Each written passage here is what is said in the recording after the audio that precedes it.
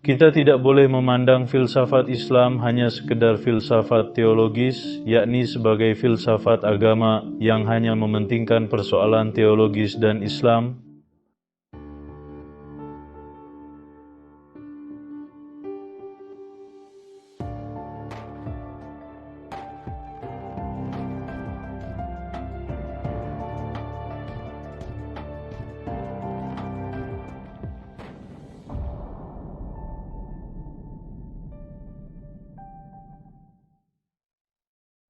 Halo semuanya dari Sekolah Istanbul. Pemirsa yang terhormat, kami terus berbicara tentang filsafat Islam. Tamu kami adalah Profesor Dr. Mehmet Cüneyt Kaya.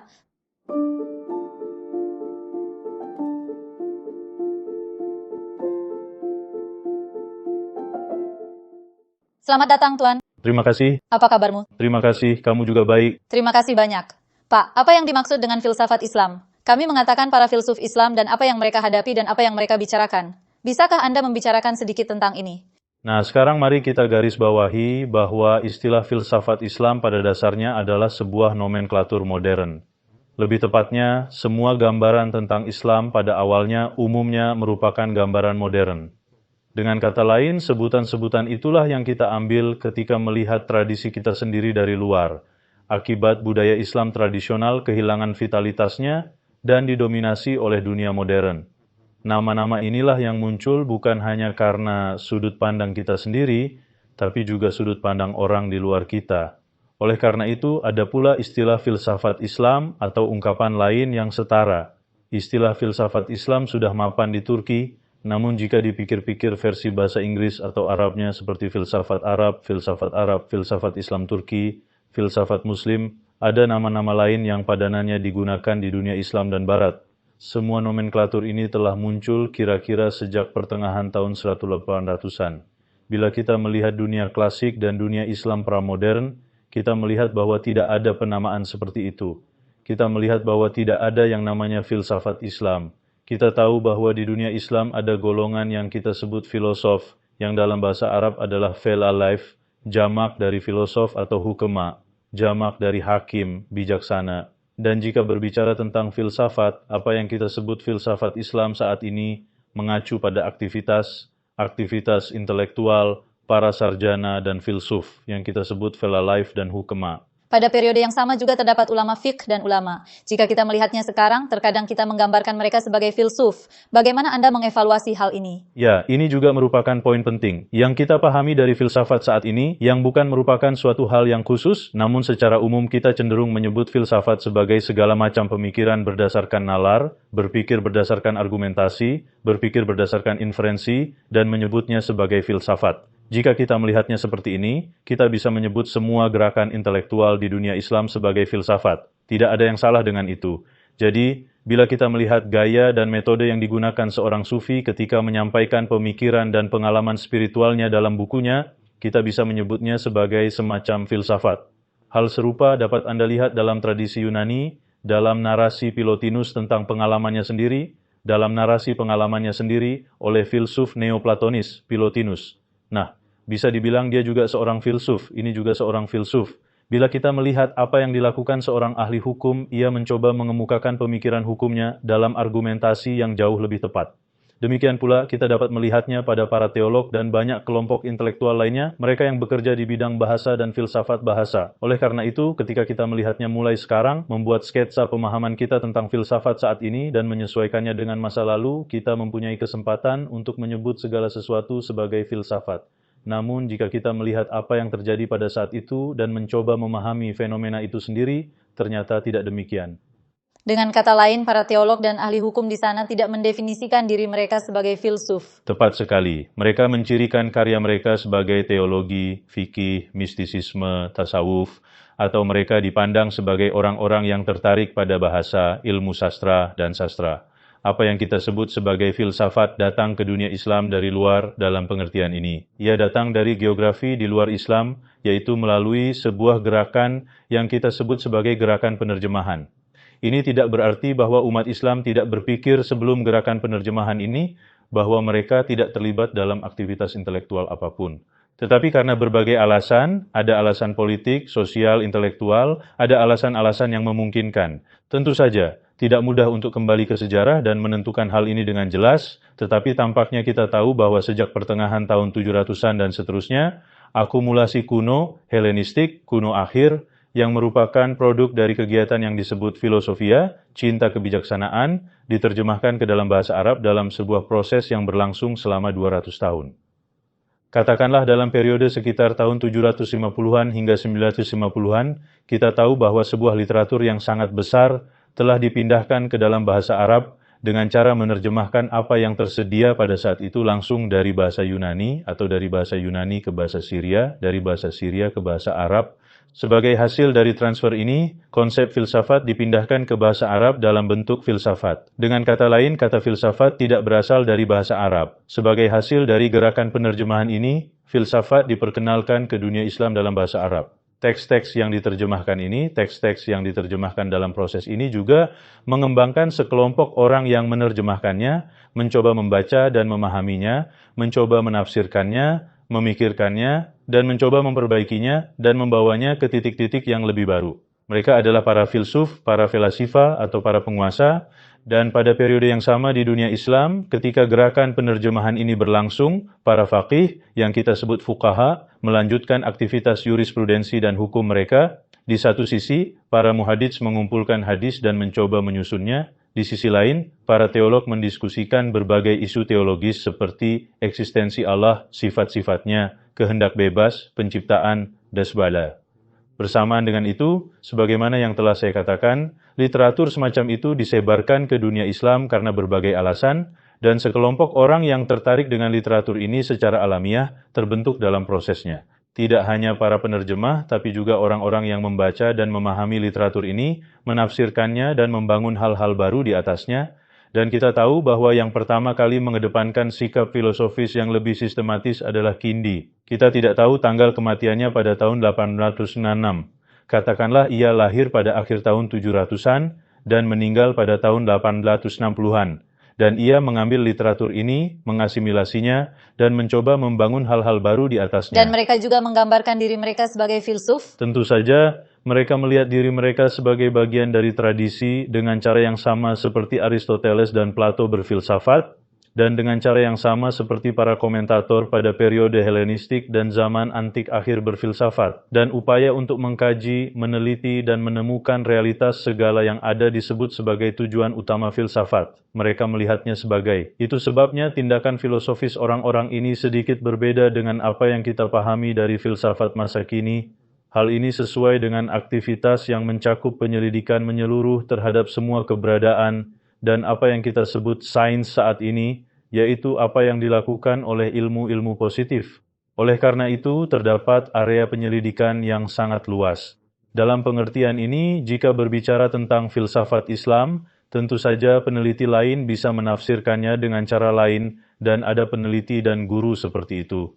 Saya mendukung untuk membatasi filsafat Islam secara khusus pada apa yang dilakukan oleh kelompok filsafat dan cendekiawan ini untuk lebih memahami peristiwa sejarah. Jika kita menyebut apa yang dilakukan oleh setiap kelompok intelektual sebagai filsafat, kita mungkin tidak dapat melihat perbedaan dalam sejarah dengan jelas. Apa yang dilakukan oleh semua kelompok intelektual, termasuk para filosof, patut disebut pemikiran Islam di masa modern. Tampaknya lebih masuk akal bagi saya. Pemikiran Islam mempunyai payung yang lebih luas. Ada teolog, ahli bahasa, sarjana sastra, ahli hukum, sufi, dan filsuf. Namun tidak seperti banyak masyarakat lain di dunia Islam, para filsuf merupakan kelompok yang terpisah. Sebut saja perbedaan kelas ini. Sepertinya kita perlu membuat perbedaan seperti itu. Sebenarnya itulah yang ingin saya tanyakan. Maksud saya ada ahli fikih dan teolog di sana. Anda mengatakan bahwa kita perlu memisahkan mereka, tetapi isu-isu tersebut sangat terkait. Ada beberapa situasi di mana mereka membicarakan isu yang sama secara bersamaan, namun dari sudut pandang yang berbeda. Saya hendak mengatakan bagaimana kita dapat memisahkannya dengan jelas, tetapi Anda mengumpulkan mereka di bawah satu atap sebagai pemikiran Islam. Ya, pada akhirnya inilah lingkungan yang disediakan oleh agama Islam, inilah aktivitas intelektual yang berlangsung dalam peradaban yang dibangun umat Islam. Seperti yang Anda katakan, mereka masing-masing memiliki banyak kesamaan. Seperti yang Anda ketahui, kita berbicara tentang 3 bidang dasar filsafat, keberadaan, pengetahuan, dan nilai. Hal ini sangat baik menciptakan titik temu antara fiqh dan filsafat. Setelah itu, ini menciptakan lebih banyak titik persimpangan dengan kata tersebut. Demikian pula, tasawuf, bahasa, sastra mempunyai persamaan dan persamaan dengan bagian logika filsafat. Namun tentu saja ada cabang dan cabang berbeda dalam kelompok ini. Kita juga perlu mempertimbangkan hal-hal tersebut. Namun masing-masing kelompok mempunyai posisi dan pendirian masing-masing mengenai permasalahan ini. Oleh karena itu, menyatukannya mungkin tidak selalu memberikan hasil yang akurat. Jadi, ketika kita melihat kelompok-kelompok yang terpisah saat ini, apa tujuannya mengumpulkan mereka semua di bawah satu atap filsuf dan mengklaim bahwa mereka mempraktikkan filsafat Islam? Menurut Anda mengapa terlihat seperti ini? Hal ini mungkin sebagian disebabkan oleh keajaiban konsep filsafat. Jadi, ketika kita menyebut seseorang sebagai filsuf, kita berpikir bahwa kita menempatkannya pada posisi yang lebih tinggi. Maksud saya, hal ini mungkin saja terjadi, namun mungkin bukan masalah besar. Namun ketika kita menyebut Ghazali sebagai seorang filosof, maka dia bukanlah seorang pemikir yang hebat. Ghazali sendiri adalah seorang teolog besar dalam teologi Asy'ari. Dia adalah seorang ahli hukum yang hebat dalam jurisprudensi Syafi'i. Ia juga seorang sufi yang mahir dalam tasawuf. Setidaknya begitulah cara dia menggambarkan dirinya sendiri. Dia tidak pernah menyebut dirinya seorang filsuf. Ada konflik serius antara filsafat dan filsuf. Dia menulis buku terpisah untuk menunjukkan ketidakkonsistenan mereka. Tentu saja, jika kita mencermati teks-teks Al-Ghazali, kita dapat melihat bahwa beliau adalah seorang pemikir yang cocok dengan definisi filsafat masa kini yang sangat luas. Lalu apa yang dilakukan Ghazali? Dia menyajikan semua pandangannya dalam pembenaran rasional. Dia menyajikannya dalam argumen. Beliau adalah seseorang yang telah menulis dan berbicara tentang hampir semua permasalahan atau bidang keberadaan, pengetahuan, dan nilai. Secara sistematis dan kausal. Ya, itu mengungkapkan semua ini. Oleh karena itu, melihat definisi ini, kita dapat melihatnya sebagai seorang filsuf. Namun ketika kita menyebutnya seorang filsuf, mungkin akan sedikit sulit menjawab pertanyaan mengapa, sebagai filsuf besar ini, ia menulis tentang inkonsistensi para filsuf. Itu sebabnya saya lebih suka mengevaluasi fakta sejarah itu sendiri. Namun seperti saya katakan, hal ini tidak merugikan nilai para filsuf atau pemikir tersebut. Jadi bagaimana struktur kelompok filsuf yang kami sebutkan ini? Bagaimana kita melihatnya? Ya, istilah filsafat Islam ini mempunyai konotasi yang salah. Istilah filosof Islam juga ada benarnya. Mungkin ada baiknya untuk memperjelas hal itu juga. Pertama-tama, jika kita melihat kelompok filosof pada masa itu, kita dihadapkan pada pandangan seperti itu. Ini adalah struktur yang sangat kosmopolitan. Kelompok filosof ini bukan sekedar kelompok umat Islam. Ini bukan hanya filsuf Muslim. Pertama-tama, pelaku penting gerakan penerjemahan ini, yaitu para penerjemah, sebagian besar adalah orang Kristen. Selain itu, kita dihadapkan pada banyak unsur non-Muslim yang mengambil bagian dalam aktivitas filosofis ini selain menjadi penerjemah. Jika kita melihat guru Farabi, murid-muridnya, atau banyak filsuf penting yang hidup pada masa itu, kita melihat bahwa mereka adalah non-Muslim, Kristen, sebagian besar Kristen, beberapa Yahudi, dan bahkan beberapa nama Sabi termasuk dalam kelompok ini. Dalam pengertian ini, filsafat Islam bukan sekadar sebutan bagi aktivitas filosofis para filosof Muslim.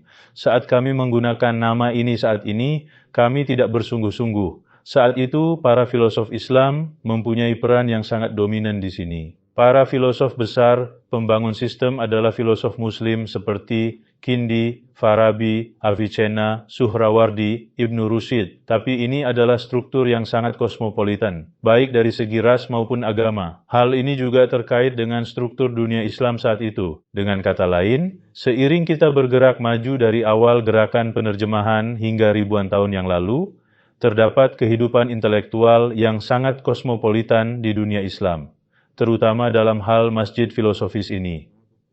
Coba pikirkan seperti ini, sangat tidak logis bagi seorang Kristen yang hidup di dunia Islam saat itu, tinggal di Baghdad, dan mempunyai minat intelektual untuk mempelajari jurisprudensi, hadis, dan teologi Islam. Kata-kata Kristen bisa berhasil dalam balan. Namun yang lebih mudah dia hubungi adalah ilmu-ilmu filsafat yang telah ditransfer ke bahasa Arab dari dunia Helenistik kuno. Dia dapat lebih mudah berhubungan dengan literatur yang berasal dari Plato dan Aristoteles, dari grup. Oleh karena itu, hal ini tidak boleh dipandang sebagai aktivitas filosofis yang hanya dilakukan oleh umat Islam saja. Sejalan dengan itu, filsafat Islam tidak boleh dilihat hanya sebagai filsafat teologis, yaitu hanya sebagai filsafat agama yang berkaitan dengan Islam dan agama hanya pada persoalan teologis. Jika kita persempit menjadi bidang filsafat Islam, yang merupakan bidang penting dan bidang penting dalam aktivitas mereka. Namun jika kita membatasi diri pada hal ini saja, kita akan mengabaikan banyak hal lain yang mereka tulis dan gambar yang merupakan ketidakadilan yang besar. Seperti apa? Jadi para filsuf ini meninggalkan kita banyak sekali literatur logika. Tidak ada unsur teologis dalam literatur logis ini, mereka menciptakan sejumlah besar logika dengan mengikuti, mengembangkan dan menyempurnakan logika Aristoteles. Terdapat banyak sekali literatur mengenai proposisi, jenis-jenis silogisme, kemudian jenis-jenis premis, bagaimana dan dalam kondisi apa kesimpulan-kesimpulan yang akan muncul dari hal-hal tersebut, berbagai jenis wacana yang kita sebut dengan 5 seni, semua ini. Pada saat yang sama, orang-orang ini meninggalkan banyak sekali literatur ilmu fisika tentang ilmu alam. Dari fisika hingga langit, meteorologi, mineralogi, zoologi, dan botani. Saat ini, sepertinya hal-hal tersebut termasuk dalam bidang sejarah ilmu pengetahuan, namun sebenarnya hal-hal tersebut merupakan bagian dari filsafat para filsuf besar pembangun sistem. Demikian pula mereka meninggalkan literatur penting tentang ilmu matematika dan literatur di bidang metafisika yang dapat dikaitkan dengan teologi, yaitu metafisika yang tidak hanya mencakup teologi tetapi juga ontologi. Oleh karena itu, jika kita melihat filsafat Islam sebagai suatu aktivitas intelektual yang hanya dilakukan oleh umat Islam dan hanya seputar agama, para filosof tersebut, sepertinya kita belum mampu memaknai dan mengevaluasi secara utuh warisan yang mereka tinggalkan. Sepertinya koleksinya sangat kaya. Faktanya, kita berbicara tentang korpus yang sangat kaya, sebuah warisan besar yang terdiri dari berbagai ras, agama yang berbeda, dan struktur pemikiran yang berbeda yang dihasilkan dari struktur kosmopolitannya. Namun bila kita cermati saat ini, filsafat Islam justru dipandang dalam batasan yang hanya berbicara tentang agama, keberadaan Tuhan, dan ontologi, seperti yang Anda sampaikan. Hal ini menyentuh poin penting dalam hal meningkatkan kesadaran akan hal ini. Tentu saja, ini juga merupakan masalah penting bagi mereka yang mempelajari filsafat Islam. Mereka yang mempelajari filsafat Islam seringkali dapat memusatkan perhatiannya pada isu-isu teologis semacam itu. Mungkin karena isu-isu tersebut, yaitu filsafat Islam, lebih banyak dipelajari di fakultas-fakultas teologi, karena minat dan pendidikan tersebut agak berorientasi pada hal tersebut. Namun sayangnya hal ini tidak memungkinkan kita untuk melihat gambaran keseluruhan. Kita perlu melihatnya secara lebih holistik dan penelitian serius telah dilakukan ke arah ini dalam beberapa tahun terakhir. Banyak kajian yang dilakukan terhadap perkembangan bidang ilmu sejarah, pembentukan kesadaran tersebut, dan pendekatan para filosof Islam terhadap teori fisika, ajaran logika, dan ilmu matematika. Kami berharap lebih banyak lagi yang bisa dibuat. Katakanlah dengan kesadaran ini maka akan terbuka jalan untuk studi lebih lanjut. Semoga. Terima kasih banyak atas komentar Anda yang berharga. Terima kasih banyak. Pemirsa yang budiman, hari ini kita berbicara tentang filsafat Islam dan filsuf Islam. Sampai jumpa di episode berikutnya. Selamat tinggal.